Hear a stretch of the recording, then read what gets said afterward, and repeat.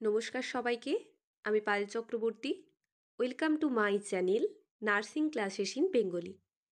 তো আজকে আমি মূলত যে বিষয়টা নিয়ে বলবো সেটা হচ্ছে যে এই 2025-এ যে রিক্রুটমেন্ট নোটিশটা বার হয়েছে সেই রিক্রুটমেন্টের ইন্টারভিউটা ঠিক কোন মাসে হতে পারে। তো প্রথমে আমি যেটা বলবো যে 2022, 2023 এবং 2024 সালে যারা আছো আশা করি তাদের প্রিপারেশন চলছে। তোমরা যেভাবে প্রিপারেশন চালাচ্ছ সেভাবে প্রিপারেশনটা জোরদার চালিয়ে যাও। কারণ এবছর ইন্টারভিউটার ওপর বেশ করেই কিন্তু পুরো মার্কসটা দাঁড়িয়ে আছে। তোমরা সবাই নিজেরা আশা করি কাট অফটা করে বুঝতে পেরেছো যে প্রত্যেকের কাট অফ কিন্তু প্রায় একদম সেমে আসছে, প্রায় সেমই বলা চলে। কারোর 64, কারোর 65, কারোর 67, কারোর 68। তো যাদের এক্সপিরিয়েন্স নেই ম্যাক্সিমাম জনের 64, 65, এবং যাদের এক্সপিরিয়েন্স আছে তাদের 67, 68। এবার খুব যারা 2022 সালে পাস আউট করেছে তাদের কারো কারো কিন্তু কাট অফ দেখলে বুঝতে পারবে, কারো কারো কিন্তু 71 করেও আছে। আমি ওয়েস্ট বেঙ্গলের কথা বলছি। এবার বাইরের স্টেটে যারা পাস আউট তুলনামূলক দেখা যায় যে হার্ডলি 30-40 জন ছাড়া বেশিরভাগ জনেরই কিন্তু এই যে এইচএসের রেজাল্ট সেটা কিন্তু অনেকটা কম থাকে।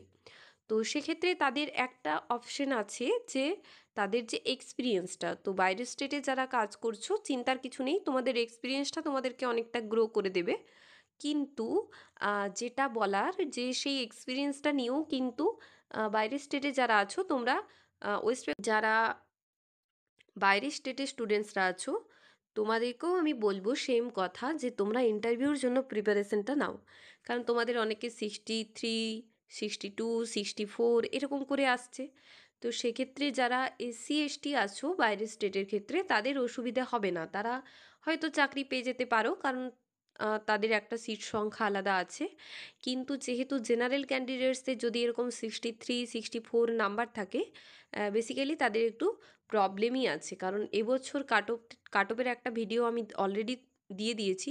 তো সেই ভিডিওটা থেকে হয়তো সিটটা বাড়লে, সিট বাড়ারও একটা চান্স আছে এবছর। তো তোমরা অলরেডি আমি একটা ভিডিও করেছি যে সিট বাড়তে পারে কি না। তো সেটা ফর্ম ফিল আপটা কমপ্লিট হওয়ার পর এডিট অপশানটা খুলবে, এডিট করার পর পুরো ব্যাপারটা ক্লোজ হওয়ার পর হয়তো ওনারা কিছু সিট সংখ্যা বাড়াতে পারেন, যেটা আগেরবারও হয়েছিল, সিট সংখ্যা কিছুটা বেড়েছিল। এবার যারা 2024 সালের পাস আউট ক্যান্ডিডেটসরা আছো তোমাদের তো আরোই খারাপ লাগছে যে অনেকের এইচএসের নাম্বার কম আছে, তাহলে সেই ক্ষেত্রে কিন্তু নতুনরা পুরনোদের সাথে লড়াইটা করতে হয়তো অতটা পারবে না। কিন্তু আমি তবুও বলবো যারা বাইরের স্টেটের আছো এবং যারা 2024-এর পাস আউট ব্যাচ আছো তোমাদের ক্ষেত্রে একটাই মেন অস্ত্র, সেটা হচ্ছে গ্রেড 2 ইন্টারভিউ। সেই ইন্টারভিউটার জন্য কিন্তু ভালো করে তোমাদেরকে পড়ে যেতে হবে। এবার যারা 2024 ব্যাচ আছো তাদের তো ওয়ার্ড এক্সপিরিয়েন্সটা নেই। তো সেক্ষেত্রে তোমাদেরকে আমি বলবো যে তোমরা থিওরি বেসড তোমাদের যেটুকু নলেজটা আছে সেই নলেজটাকে তোমরা সার্ভ করতে থাকো। যেমন ধরো তোমরা থার্ড ইয়ারে অলরেডি সদ্য সদ্য পড়ে এসছো কমিউনিটি অবস, তো সেইগুলো একটুখানি ডিজিজগুলো, তারপর মাদার বেবি রিলেটেড যে জিনিসগুলো আছে সেগুলো একটুখানি ঝালাই করতে থাকো। আর বেসিক্যালি যেটা করবে সেটা হচ্ছে ফান্ডামেন্টাল অফ নার্সিং যে বুকটা আছে সেখান থেকে পার্ট 1 এবং পার্ট 2 থেকে তোমরা কিছু প্র্যাকটিক্যাল বেসড কোশ্চেনগুলো করতে থাকো।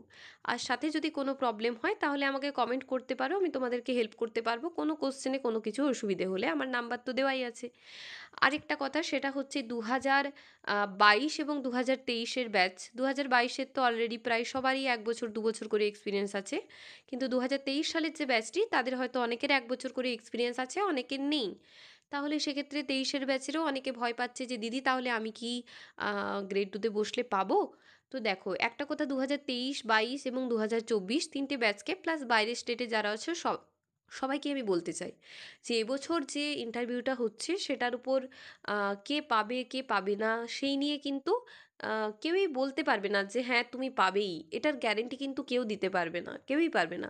তো সেক্ষেত্রে আমি সবাইকে বলবো যে তোমরা পড়ো, 100% যদি মনোযোগ দিয়ে তোমরা পড়তে পারো তাহলে আমি এটুকু নিশ্চিত যে তোমরা কিছু না কিছু কনফিডেন্সের সাথে বলতে পারবে। আর সেই কনফিডেন্সটাই দরকার যেটাতে তোমরা ক্র্যাক করে আসতে পারবে। অনেক সময় কি হয়, ভয় হয়, সমস্ত কিছু জানলেও কিন্তু ক্যান্ডিডেটসরা ঠিকঠাক করে উত্তর দিয়ে আসতে পারে না। তো সবথেকে আগে যেটা হবে যে তুমি জানবে, তুমি যদি জিনিসগুলো জানো তোমার মধ্যে কনফিডেন্সটা বাড়বে এবং তুমি সেটা যেখানে যিনি এক্সাম নেবেন ওনার কাছে তুমি সেটা ক্লিয়ার করতে পারবে। আরেকটা কথা হচ্ছে যে অনেকে জানার পরেও একটু ভয় থাকে যে কিভাবে কি ভাইভা দেবো। তো সবাইকে একটা কথা বলবো যে ভয়টা সবার মধ্যেই থাকুক, ভয় থাকা ভালো, কিন্তু প্রিপারেশন নাও। সবাই কিন্তু প্রিপারেশন নাও, কারণ যেটা এবার মেন কথা যে ইন্টারভিউটা কবে হবে। তো ইন্টারভিউটা একটু অ্যানালাইসিস করলে দেখা যাবে যে আগের বছরও কিন্তু ডিসেম্বর মাস, আগের বছর না সরি ২ বছর আগে, তো ডিসেম্বর মাস করে কিন্তু একটা এক্সাম নোটিশ পাবলিশড হয়েছিল, একটা সিট সংখ্যা, রিক্রুটমেন্টের নোটিশ।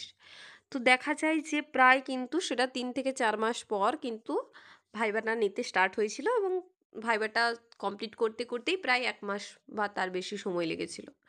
তাহলে সেক্ষেত্রে আমি একটা কথা বলবো যে এবছর কিন্তু চান্স আছে, যেটা সেটা হচ্ছে যেহেতু তোমাদের ফর্মটা বার হয়েছে রিসেন্ট, তো সেক্ষেত্রে আগস্ট মাস থেকে যদি তোমাদের ফর্মটা বার হয়েছে আর কি, তাহলে সেক্ষেত্রে তোমাদের সেপ্টেম্বর, অক্টোবর, নভেম্বর, মানে সেপ্টেম্বর মাসটাও তোমাদেরকে সমস্ত কিছু অপশন দিয়েছে, এডিটের অপশন আরও একটা মাস আবার ফার্দার বাড়ানো হয়েছে। তো সেক্ষেত্রে তোমাদের সেপ্টেম্বর মাসটা ছেড়ে দিয়ে অক্টোবর, নভেম্বর, ডিসেম্বর, মানে এই হতে পারে তোমাদের ইন্টারভিউটা হয় ডিসেম্বর বা জানুয়ারি মাস, এই দুটো মাসে কিন্তু হওয়ার সম্ভাবনা সব থেকে বেশি আছে। কারণ একটা রিক্রুটমেন্ট বার হওয়ার পর মোটামুটি ৩ মাস পর বা ৩ থেকে ৪ মাস পরই কিন্তু ইন্টারভিউর জন্য লিস্ট আসে। তো সেইটা হচ্ছে যে কার কবে ইন্টারভিউ কিভাবে পড়বে সেটা ওনারা দিয়ে দেবেন একটা পিডিএফ করে, এবং বা তোমার ইমেলে মেসেজ করে, ফোন নাম্বারে। ডেট অফ বার্থ অনুযায়ী কিন্তু ইন্টারভিউ প্রত্যেককে দিতে হয়। যার ডেট অফ বার্থ যত আগে থাকে, মানে ধরো ২০২৪ সালের যে পাস আউট ব্যাচরা, তারাই, তাদের মধ্যে যারা সব থেকে ছোট থাকবে তাদেরকে আগে ডাকা হবে, মানে ডেট অফ বার্থ যার যত সামনে তাকে আগে ইন্টারভিউতে ডাকা হয়, এবং যারা অনেক সিনিয়র তাদেরকে পরে পরে ডাকা হয়। তো আগেরবার পর্যন্ত এই ক্রাইটেরিয়াটা ছিল। এবার কি করবে, কাদেরকে বাছাই করবে নাকি কাকে কিভাবে ডাকবে সেটা ওনাদের উপর ডিপেন্ড করছে, নাকি যে আগে ফর্ম ফিল আপ করেছে তাকে আগে ডাকবে, এটা সমস্তটাই ওনাদের উপর ডিপেন্ড করছে। এবার অনেকের প্রশ্ন হচ্ছে যে দিদি তাহলে লিখিত পরীক্ষা কি হতে পারে, রিটেন টেস্ট? তো একটা কথা বলি যে এখনো পর্যন্ত ফর্মটা তো সবাই কিন্তু ফর্ম ফিল আপ এখনও কমপ্লিট করেনি। ফর্মগুলো আগে কমপ্লিট হোক ফিল আপ করা, এবং তার সাথে যেটা বলবো সেটা হচ্ছে ফর্মগুলো কমপ্লিট করার পর ওনারা হয়তো সেগুলো থেকে কিছু জনকে বাদ দিতেও পারেন।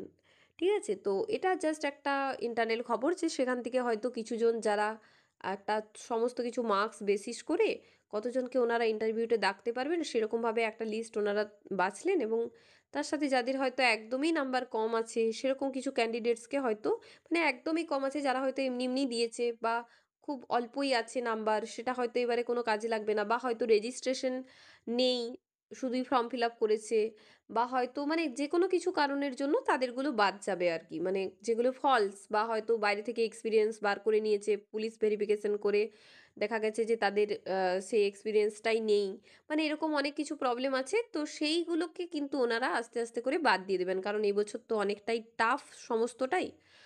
তো সেক্ষেত্রে ওনারা কিন্তু আস্তে আস্তে সেই লিস্টটাকে ছাঁটাই করে নিয়ে তারপর ওনারা কিন্তু বাকিটা প্রসেসটা শুরু করবেন।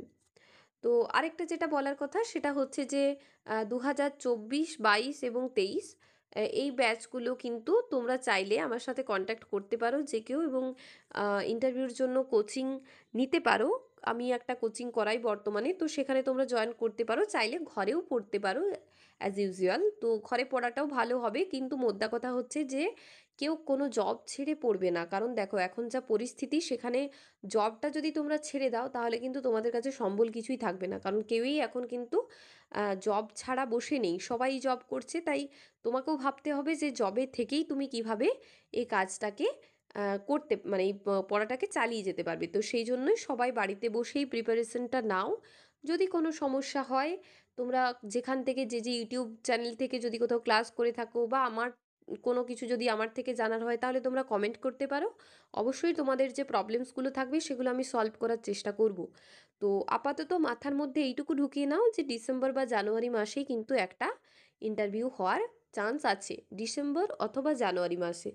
এর থেকে বেশি হবে না, কারণ ইলেকশন ইয়ার আছে, তো নেক্সট ইয়ারটা জুন মাসের মধ্যে হয়তো ইলেকশনটা হবে। তো সেক্ষেত্রে সমস্তটা গুছিয়ে বাগিয়ে ওনারা হয়তো এই ডিসেম্বর জানুয়ারির মধ্যেই ইন্টারভিউটাকে ক্লিয়ার করে দিতে পারেন, এবং তারপরেই হয়তো আগস্ট সেপ্টেম্বরের দিকে হয়তো রিক্রুটমেন্টটা হতে পারে, বা তার আগেও হতে পারে, ওনারা যেভাবে ইয়ে করবেন। কিন্তু মোদ্দা কথা হচ্ছে ডিসেম্বর জানুয়ারি মান্থের মধ্যেই ইন্টারভিউটা কমপ্লিট হতে পারে। তো ধন্যবাদ সবাইকে আমার ভিডিওটি মন দিয়ে দেখার জন্য। যদি এই কথাগুলো বা আমার ভিডিওগুলো ভালো লেগে থাকে, তাহলে অবশ্যই আমার চ্যানেলটাকে সাবস্ক্রাইব করে দেবেন এবং চ্যানেলটির পাশে থাকবেন। ঠিক আছে।